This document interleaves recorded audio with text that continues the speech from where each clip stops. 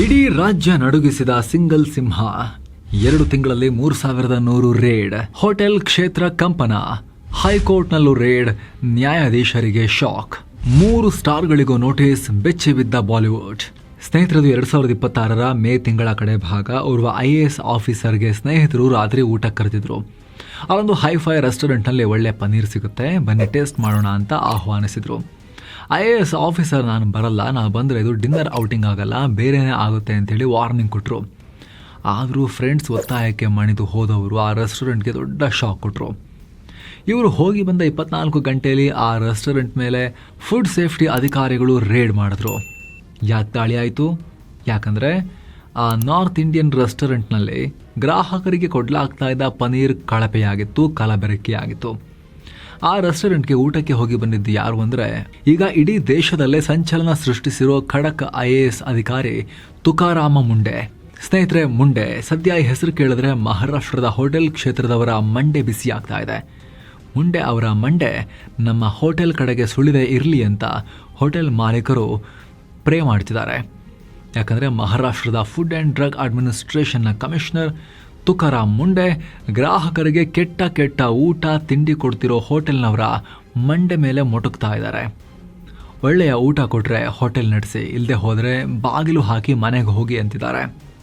ಬರೀ ಹೋಟೆಲ್ನವರಿಗೆಲ್ಲ ಎಕ್ಸ್ಪೈರ್ ಆಗಿರೋ, ಕಲಬೆರಕೆ ಮಾಡಿರೋ ಆಹಾರ ಪದಾರ್ಥಗಳನ್ನು ಮಾರ್ತಾ ಇದ್ದ ಎಲ್ಲ ಕೈಗಳು ಈಗ ನಡುಗ್ತಾ ಇವೆ. ಬಾಲಿವುಡ್ ಸ್ಟಾರ್ಸ್ ಕೂಡ ಬೆಚ್ಚಿ ಬಿದ್ದಿದ್ದಾರೆ. ಒಂಚೂರು ನಾಚಿಕೆ ಇಲ್ಲದೆ, ಮಾನ ಮರ್ಯಾದೆ ಇಲ್ಲದೆ, ಬಾಯಲ್ಲೂ ಕೇಸರಿ ಕಣಕಣದಲ್ಲೂ ಸಾವು ಅಂತ ಬರ್ತಾ ಇದ್ರಲ್ಲ, ಮಾನ ಮರ್ಯಾದೆ ಇಲ್ಲದೇನೆ ಆ 3 ಸ್ಟಾರ್ಗಳಿಗೆ ಶೋಕಾಸ್ ನೋಟಿಸ್ ಕೊಟ್ಟಿದ್ದಾರೆ. ರಿಯಲ್ ಹೀರೋ ಮುಂಡೆ ರೀಲ್ ಹೀರೋಗಳಿಗೆ ಶಾಕ್ ಕೊಟ್ಟಿದ್ದಾರೆ. ಹಾಗಿದ್ರೆ ಯಾರು ಈ ತುಕಾರಾಮ್ ಮುಂಡೆ? ಬಡ ರೈತನ ಮಗ. ದೊಡ್ಡ ರಾಜ್ಯ ಮಹಾರಾಷ್ಟ್ರದಾದ್ಯಂತ ಆಹಾರ ಯುದ್ಧ ಶುರು ಮಾಡಿದ್ಯಾಕೆ? ಇಡೀ ದೇಶದ ಗಮನ ಸೆಳೆದಿದ್ಯಾಕೆ? ಬೇರೆ ರಾಜ್ಯದವರು ಕೂಡ ಅವರು ನೋಡಿ ಫಾಲೋ ಮಾಡಿರೋದು ಯಾಕೆ? ಕನ್ಯಾಕುಮಾರಿಯಿಂದ ಕಾಶ್ಮೀರ ತನಕ ಸೆನ್ಸೇಷನ್ ಕ್ರಿಯೇಟ್ ಮಾಡಿರೋ, ಪದೇ ಟ್ರಾನ್ಸ್ಫರ್ ಆಗ್ತಿರೋ ಈ ಅಧಿಕಾರಿಯ ಸಾಹಸವನ್ನು ನೋಡ್ತಾ ಹೋಗೋಣ. ನೀವು ನೋಡ್ತಾ ಇದ್ದೀರಾ ಮಸ್ತ್ ಮಗ ಚಾನಲ್. ನಾನು ಅಮರ್ ಪ್ರಸಾದ್. ರೀಲ್ ಅಲ್ಲ, ರಿಯಲ್ ಹೀರೋ ಖದೀಮರಿಗೆ ಕಂಟಕ. ಸ್ನೇಹಿತರೆ, ನೀವು ನೋಡೋ ಹಲವು ಸಿನಿಮಾಗಳಲ್ಲಿ ಹೀರೋ ದಕ್ಷ ಅಧಿಕಾರಿ ಆಗಿರ್ತಾರೆ. ತನ್ನ ಪೋಸ್ಟಿಂಗ್ ಆದ ಕಡೆಯಲ್ಲೆಲ್ಲ ದಕ್ಷವಾಗಿ ಕೆಲಸ ಮಾಡಿ ಭ್ರಷ್ಟರ ಬೇಟೆಯಾಡ್ತಾರೆ. ವ್ಯವಸ್ಥೆಯನ್ನು ಸ್ವಚ್ಛಗೊಳಿಸೋ ಕೆಲಸ ಮಾಡ್ತಾರೆ ಹೀರೋ. ನೀವು ಅದನ್ನು ನೋಡಿ ಶಿಳ್ಳೆ ಚಪ್ಪಾಳೆ ತಟ್ಟಿ ಸಂಭ್ರಮಿಸ್ತೀರಿ. ಆದರೆ ಥಿಯೇಟರ್ನಿಂದ ಹೊರಗೆ ಬಂದ ತಕ್ಷಣ ಮತ್ತದೆ ಕೊಳಕು ವ್ಯವಸ್ಥೆಯಲ್ಲಿ ಬದುಕಬೇಕಲ್ಲ ಅಂತ ಬೇಸರ ಆಗುತ್ತೆ. ಅದು ಸಿನಿಮಾ ರಿಯಲ್ಲಲ್ಲಿ ಎಲ್ಲ ಆಗುತ್ತೆ ಅಂತ. ಇಂಥ ಟೈಮ್ನಲ್ಲಿ ನೀವೀಗ ಮಹಾರಾಷ್ಟ್ರ ಕಡೆಗೆ ನೋಡಬೇಕು.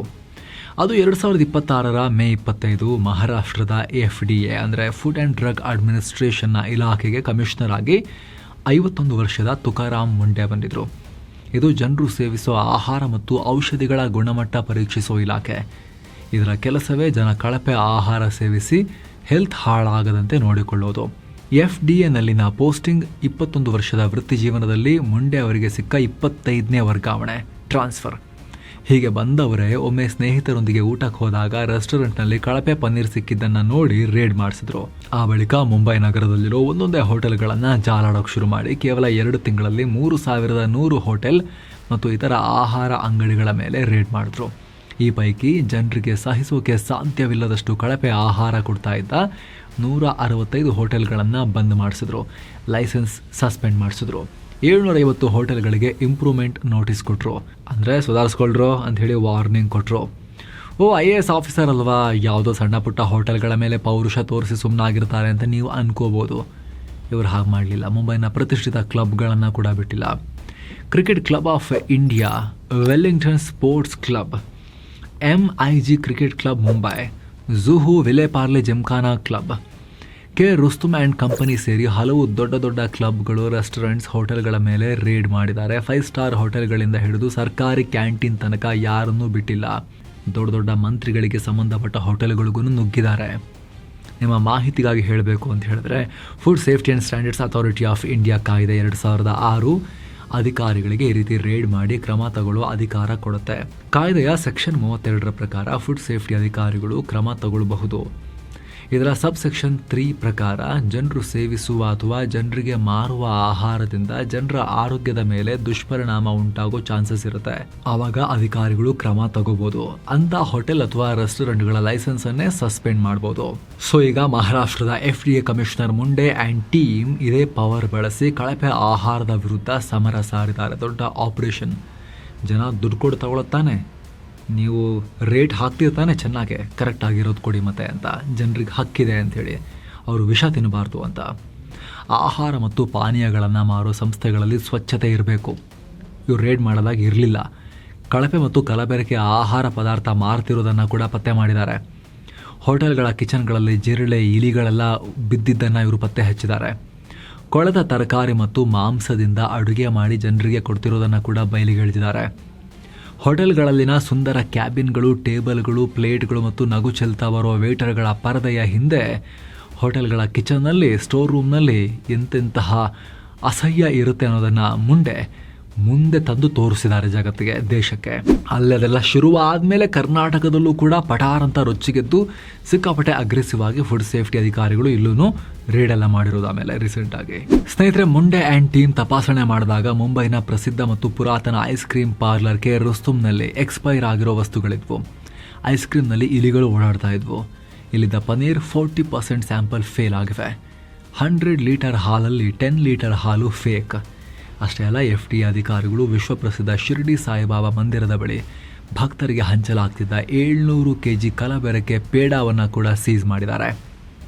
ಯೋಚನೆ ಮಾಡಿ, ಭಕ್ತರು ಪ್ರಸಾದ ಅಂತ ಸೇವಿಸೋ ಪೇಡಾದಲ್ಲೂ ಕಲಬೆರಕೆ ಅಂತ ಹೇಳಿದ್ರೆ ಮೋಸ ಮಾಡೋ ಕೆಲ ಹೋಟೆಲ್ ಮತ್ತು ರೆಸ್ಟೋರೆಂಟ್ಸಲ್ಲಿ ಊಟ ತಿಂಡಿಲಿ ಏನು ಹಾಕ್ಬೋದು ಅವರು ಅಂತ ಯೋಚನೆ ಮಾಡಿ.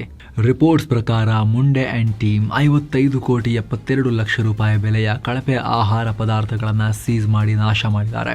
ಅಷ್ಟು ಮಾತ್ರ ಅಲ್ಲ, ನಿಷೇಧಿತ ಗುಟ್ಕಾ, ಪಾನ್ ಮಸಾಲ ಮಾರ್ತಾ ಇದ್ದ 658 ಅಂಗಡಿಗಳ ಮೇಲೂ ರೇಡ್ ಮಾಡಿದ್ದಾರೆ. 34 ಕೋಟಿ ರೂಪಾಯಿ ಮೌಲ್ಯದ ನಿಷೇಧಿತ ಗುಟ್ಕಾ ಮತ್ತು ಪಾನ್ ಮಸಾಲ ಜಪ್ತಿ ಮಾಡಿದ್ದಾರೆ. ಹೈಕೋರ್ಟ್ ಕ್ಯಾಂಟೀನ್ ಮೇಲೂ ರೇಡ್. ಸ್ನೇಹಿತರೆ, 519 FIR ದಾಖಲಾಗಿದ್ದಾವೆ. ಟೋಟಲ್ 701 ಜನರನ್ನ ಅರೆಸ್ಟ್ ಮಾಡಲಾಗಿದೆ. 407 ಅಂಗಡಿಗಳಿಗೆ ಬೀಗ ಹಾಕಿ 78 ವಾಹನಗಳನ್ನು ಸೀಸ್ ಮಾಡಿದ್ದಾರೆ. ಹೀಗೆ ದಿಟ್ಟ ಕ್ರಮ ತಗೊಳ್ತಾ ಇರೋ ಮುಂಡೆ ವಿರುದ್ಧ ನವಿ ಮುಂಬೈನಲ್ಲಿರೋ ಪಾರ್ಕ್ ಇನ್ ಬೈ ರ್ಯಾಟಿಸನ್ ಹೆಸರಿನ ಪ್ರತಿಷ್ಠಿತ ಹೋಟೆಲ್ನವರು ಬಾಂಬೆ ಹೈಕೋರ್ಟ್ಗೆ ಹೋಗಿದ್ರು. ಮುಂಡೆ ಅಧಿಕಾರ ದುರುಪಯೋಗ ಮಾಡಿಕೊಂಡು ನಮ್ಮ ಲೈಸೆನ್ಸ್ ಕ್ಯಾನ್ಸಲ್ ಮಾಡಿದ್ದಾರೆ ಅಂತ ವಿಚಾರಣೆ ಮಾಡಿದ ಕೋರ್ಟ್, ಹೋಟೆಲ್ನವರು 95% ರೂಲ್ಸ್ ಪಾಲಿಸಿದ್ದಾರೆ ಅಂತ ಹೇಳಿ ಮುಂಡೆ ರದ್ದುಪಡಿಸಿದ್ದ ಹೋಟೆಲ್ ಲೈಸೆನ್ಸನ್ನು ವಾಪಸ್ ಕೊಡಿಸಿದ್ರು. ಈ ವೇಳೆ ನೀವು ಕೇವಲ ಖಾಸಗಿ ಹೋಟೆಲ್ನವ್ರ ಮೇಲೆ ಮಾತ್ರ ದಾಳಿ ಮಾಡ್ತೀರಾ, ಸರ್ಕಾರಿ ಸಂಸ್ಥೆಗಳ ಮೇಲೆ ದಾಳಿ ಮಾಡಲ್ವಾ ಅಂತ ಕೋರ್ಟ್ ಕೇಳಿತ್ತು. ಹೌದಾ ಅಂಥೇಳಿ ಮುಂಡೆ ಆ್ಯಂಡ್ ಟೀಮ್ ಇದೇ ಹೈಕೋರ್ಟ್ನಲ್ಲಿರೋ 3 ಕ್ಯಾಂಟೀನ್ಗಳಿಗೆ ನುಗ್ಗು ಬಿಟ್ಟಿದ್ದಾರೆ. ಸೀದಾ ಅಲ್ಲಿರೋ ಕರ್ಮಕಾಂಡವನ್ನ ಪತ್ತೆ ಹಚ್ಚಿದ್ದಾರೆ. ಇಲ್ಲಿದ್ದ ಹೈಕೋರ್ಟ್ನಲ್ಲಿ ಕೆಲಸ ಮಾಡ್ತಿದ್ದ 2 ಕ್ಯಾಂಟೀನಲ್ಲಿ ಲೈಸೆನ್ಸ್ ಕೂಡ ಇರಲಿಲ್ಲ. ಹೈಕೋರ್ಟ್ ಕ್ಯಾಂಟೀನ್ಗಳೇ ಹಿಂಗಿರ್ಲಿಲ್ಲ ಅಂದ್ರೆ ಏನ್ ಕತೆ ಅಂತೇಳಿ ಹೈಕೋರ್ಟ್ ಮುಖಕ್ಕೇನೆ ಕನ್ನಡಿ ಹಿಡಿದಿದ್ರು. ಬಾಲಿವುಡ್ ಸ್ಟಾರ್ಗಳಿಗೆ ಮುಂಡೆ ಶಾಕ್. ಸ್ನೇಹಿತರೆ, ಜನರಿಗೆ ಅನಾರೋಗ್ಯಕರ ಪದಾರ್ಥಗಳನ್ನ ಸೇವಿಸೋಕೆ ಪ್ರೇರಣೆ ಕೊಡ್ತಿರೋ ಆರೋಪದ ಮೇಲೆ 3 ಬಾಲಿವುಡ್ ಸ್ಟಾರ್ಗಳಿಗೂ ಮುಂಡೆ ಶೋಕಾಸ್ ನೋಟಿಸ್ ಕೊಟ್ಟಿದ್ದಾರೆ. ಆ 3 ಮಹಾನ್ ಭಾವರು ಯಾರು ಅಂತ ನಾವೇನು ಹೇಳಬೇಕಾಗಿಲ್ಲ. ಅಸಹ್ಯವಾಗಿ ಹಿಂಗಿಟ್ಕೊಂಡು ಬಾಯಲ್ಲಿ ಹೇಳಿ ಕಣದಲ್ಲೂ ಸಾವು ಅಂತ ಬರ್ತಾವಲ್ಲ, ಅವೇ 3. ಅವುಗಳಿಗೂ ಕೂಡ ನೋಟಿಸ್ ಕೊಟ್ಟಿದ್ದಾರೆ. ದುಡ್ಡು ಸಿಗುತ್ತಂದ್ರೆ ಅದು ಎಲ್ಲಿ ಬಿದ್ದಿದ್ರು ಬಾಯಿ ಹಾಕಿ ತಿಂತೀವಿ ಅನ್ನೋ ಮನಸ್ಥಿತಿಯನ್ನು ತೋರಿಸ್ತಿದಾರಲ್ಲ ಜಾಹೀರಾತಲ್ಲಿ, ಅವ್ರಿಗೆ ಶಾಕ್ ಕೊಟ್ಟಿದ್ದಾರೆ. ಇಲ್ಲಿ ಟೆಕ್ನಿಕಲಿ ತಾಂತ್ರಿಕವಾಗಿ ಪಾನ್ ಮಸಾಲ ಅಥವಾ ಗುಟ್ಕಾ ಬಗ್ಗೆ ಜಾಹೀರಾತು ಕೊಡಲ್ಲ. ಇವರು ಅದೇ ಗುಟ್ಕಾ ಮತ್ತು ಪಾನ್ ಮಸಾಲದ ಬೇರೆ ಬೇರೆ ವೆರೈಟಿ, ಎಲೈಚಿ, ಅದು ಇದು ಅಂತ ಹೇಳೆಲ್ಲ ಪ್ರಚಾರ ಮಾಡ್ತಾರೆ. ಒಂಥರ ಪರೋಕ್ಷ ಅಡ್ವರ್ಟೈಸಿಂಗ್. ಅದನ್ನು ಯಾರು ಮೂಸ್ತಾನೆ ಇರೋದಿಲ್ಲ. ಜನ ತಿಂದು ಕ್ಯಾನ್ಸರ್ ಬರ್ಸ್ಕೊಳ್ಳೋದು ಗುಟ್ಕಾವನ್ನ, ಅದೇ ಲೇಬಲ್, ಅದೇ ಹೆಸರು, ಕೆಳಗಡೆ ಎಲೈಚಿ ಮತ್ತೊಂದು ಮಗದೊಂದು ಅಂತ ಹೇಳಿ ಸರೋಗೇಟ್ ಅಡ್ವರ್ಟೈಸಿಂಗ್, ಅಂದರೆ ಪರೋಕ್ಷ ಅಡ್ವರ್ಟೈಸಿಂಗ್ ಅನ್ನು ಇವರು ಕೊಡ್ತಾ ಇರ್ತಾರೆ. ಅದಕ್ಕೆ ಅವರಿಗೆ ನೋಟಿಸ್ ಕೊಟ್ಟಿದ್ದಾರೆ ಇವರು. ಅಷ್ಟು ಮಾತ್ರ ಅಲ್ಲ, ಈ ಜಾಹೀರಾತಲ್ಲಿ ನೀವು ಕಾಣಿಸ್ಕೊಳ್ಬೇಡಿ, ತಕ್ಷಣ ನಿಲ್ಲಿಸಿ, ಸೋಷಿಯಲ್ ಮೀಡಿಯಾಗಳಿಂದ ಇದನ್ನ ಡಿಲೀಟ್ ಮಾಡಿಸಿ ಅಂತಲೂ ಮುಂಡೆ ಈ ಬಿಗ್ ಸ್ಟಾರ್ಸ್ಗೆ ಆರ್ಡರ್ ಮಾಡಿದ್ದಾರೆ. ಈ ಮಾತನ್ನ ಕೇಳದೆ ಹೋದ್ರೆ ಈ ಸ್ಟಾರ್ಗಳ ಮೇಲೆ ಕಠಿಣ ಆಕ್ಷನ್ ತಗೊಳ್ಳೋ ಲೆಕ್ಕಾಚಾರ ಕೂಡ ಇದೆ ಈ ಮುಂಡೆ ಅವರು. ದೇಶಾದ್ಯಂತ ಬೇಕು ಮುಂಡೆ ರೀತಿ ಆಫೀಸರ್ಸ್. ಸ್ನೇಹಿತರೆ, ತುಕಾರಾಮ್ ಮುಂಡೆ ಮಹಾರಾಷ್ಟ್ರದ ಬೀಡ್ ಜಿಲ್ಲೆಯ ಒಬ್ಬ ಬಡ ರೈತರ ಮಗ. ಕಿಲೋಮೀಟರ್ ಗಟ್ಟಲೆ ದೂರ ನಡ್ಕೊಂಡು ಹೋಗಿ ಶಾಲಾ ಶಿಕ್ಷಣ ಪಡೆದ ವಿದ್ಯಾರ್ಥಿ. ಕೃಷಿ ಮಾಡ್ತಾ ಬೆಳೆಗಳಿಗೆ ನೀರು ಹಾಯಿಸ್ತಾ ಓದ್ದವರು. ಎಷ್ಟೇ ಕಷ್ಟಪಟ್ಟರು ಅವ್ರ ತಂದೆ ತಾಯಿಗೆ ಒಂದಲ್ಲ ಒಂದು ಕಾರಣದಿಂದ ಕೃಷಿಯಲ್ಲಿ ಆದಾಯ ಸರಿಯಾಗಿ ಸಿಗಲ್ಲ ಅನ್ನೋದನ್ನ ನೋಡಿ ಆ ಅಸಹಾಯಕತೆಯನ್ನು ನೋಡ್ಕೊಂಡೇ ಬೆಳೆದವರು. ಪೊಲಿಟಿಕಲ್ ಸೈನ್ಸ್ ನಲ್ಲಿ MA ಮಾಡಿರೋ ಮುಂಡೆ ಬಳಿಕ UPSCಗಾಗಿ ಓದೋಕೆ ಶುರು ಮಾಡಿದ್ರು. ಯಾವುದೇ ಕೋಚಿಂಗ್ ಇಲ್ಲದೆ, ಯಾವುದೇ ನೆಟ್ವರ್ಕ್ ಇಲ್ಲದೆ, ಫ್ಯಾಮಿಲಿ ಬ್ಯಾಕ್ ಗ್ರೌಂಡ್ ಇಲ್ಲದೆ ಸ್ವಂತ ಪರಿಶ್ರಮದಿಂದ ಓದಿ 2005ನೇ ಸಾಲಿನ UPSC ಪರೀಕ್ಷೆಯಲ್ಲಿ ಇಡೀ ದೇಶಕ್ಕೆ 20ನೇ ರ್ಯಾಂಕ್ ಅನ್ನ ಪಡೆದ್ರು. ಇವರ ಪ್ರತಿಭೆಯನ್ನ ಊಹಿಸಿಕೊಂಡ್ರು ಮೈ ಜುಮ್ಮನತೆ. ತುಂಬಾ ಜನ ಪ್ರತಿಭಾವಂತರು ದೊಡ್ಡ ಸ್ಥಾನಕ್ಕೆ ಹೋದ್ರೆ ಕೆಟ್ಟ ವ್ಯವಸ್ಥೆಯ ಕಾರಣಕ್ಕೆ ತಾವು ಪಟ್ಟ ಕಷ್ಟ ಜರ್ನಿ ಎಲ್ಲ ಮರೆತು ಬಿಟ್ಟು ಕಂಫರ್ಟ್ ಝೋನ್ಗೆ ಹೋಗ್ಬಿಡ್ತಾರೆ. ಕೋಟಿ ಗಳಿಸಿ ಅವರು ಕೂಡ ಸೆಟಲ್ ಆಗ್ಬಿಡ್ತಾರೆ. ಆದ್ರೆ ಮುಂಡೆ ಹಾಗೆ ಮಾಡ್ಲಿಲ್ಲ. ನಿಷ್ಠೆ, ಪ್ರಾಮಾಣಿಕತೆ, ದಕ್ಷತೆ ಅನ್ನೋ ಪದಗಳಿಗೆ ಮತ್ತೊಂದು ಅರ್ಥದ ರೀತಿಯಲ್ಲಿ ಕೆಲಸ ಮಾಡ್ತಿದ್ದಾರೆ. ಮಹಾರಾಷ್ಟ್ರ ಕಾಡರ್ನ ಆಫೀಸರ್ ಮುಂಡೆ. ಹೋದಲ್ಲೆಲ್ಲ ಭ್ರಷ್ಟರಿಗೆ ಸಿಂಹ ಸ್ವಪ್ನ. ರಾಜಕಾರಣಿಗಳು ಇವರಿಗೆ ಒಂದ್ ಕಡೆ ಕೆಲಸ ಮಾಡೋಕೆ ಬಿಡ್ತಾ ಇಲ್ಲ. ಪದೇ ಪದೇ ಟ್ರಾನ್ಸ್ಫರ್. 2005 ಕಾಡರ್ನ ಆಫೀಸರ್ ಮುಂಡೆ ಕಳೆದ 21 ವರ್ಷಗಳಲ್ಲಿ ಬರ್ತಿ 26 ಸಲ ಟ್ರಾನ್ಸ್ಫರ್ ಆಗಿದ್ದಾರೆ. ಅಂದ್ರೆ ಒಂದು ಕಡೆ ಅವರಿಗೆ 10 ತಿಂಗಳು ಕೂಡ ಕೆಲಸ ಮಾಡಕ್ ಬಿಡ್ತಾ ಇಲ್ಲ.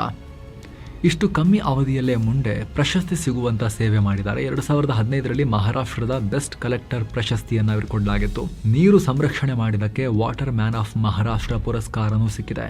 ಇವರು ಸೋಲಾಪುರದಲ್ಲಿ DC ಆಗಿದ್ದಾಗ ಮರಳು ಮಾಫಿಯಾ ವಿರುದ್ಧ ಯುದ್ಧವನ್ನೇ ಮಾಡಿದ್ರು. ಇವ್ರನ್ನ ಕೊಲ್ಲೋಕ್ಕೂ ಪ್ರಯತ್ನ ಪಟ್ಟಿದ್ರು ಮಾಫಿಯಾದವರು. ಆದರೆ ಕೊಲೆ ಯತ್ನದ ಮರುದಿನವೇ ಮುಂಡೆ ಮತ್ತೆ ಡ್ಯೂಟಿಗೆ ಹಾಜರಾಗಿದ್ರು. 2016ರಲ್ಲಿ ನವಿ ಮುಂಬೈನಲ್ಲಿ ಮುನ್ಸಿಪಲ್ ಕಮಿಷನರ್ ಆಗಿದ್ದಾಗ ಮೊದಲೇ ಅಪ್ರೂವ್ ಆಗಿದ್ದ 3 ಯೋಜನೆಗಳನ್ನ ಕ್ಯಾನ್ಸಲ್ ಮಾಡಿಸಿದ್ರು. ಈ ಮೂಲಕ 183 ಕೋಟಿ ರೂಪಾಯಿ ಅನಗತ್ಯ ವೆಚ್ಚವನ್ನ ತಡೆದು ಅದೇ ಹಣವನ್ನ ಬೇರೆ ಅಗತ್ಯ ಯೋಜನೆಗಳಿಗೆ ಯೂಸ್ ಮಾಡಿದ್ರು. 2017ರಲ್ಲಿ ಪುಣೆ ಮಹಾನಗರ ಪರಿವಹನ್ ಮಹಾಮಂಡಳ ಲಿಮಿಟೆಡ್ನ ಅಧಿಕಾರಿಯಾಗಿದ್ದಾಗ ಮತ್ತೆ ಕೆಲಸಕ್ಕೆ ಗೈರು ಹಾಜರಾಗ್ತಿದ್ದ 158 ಗುತ್ತಿಗೆ ಚಾಲಕರನ್ನ ಮನೆ ಕಳಿಸಿದ್ರು, ಹೋಗಿ ನೀವು ಅಂತ.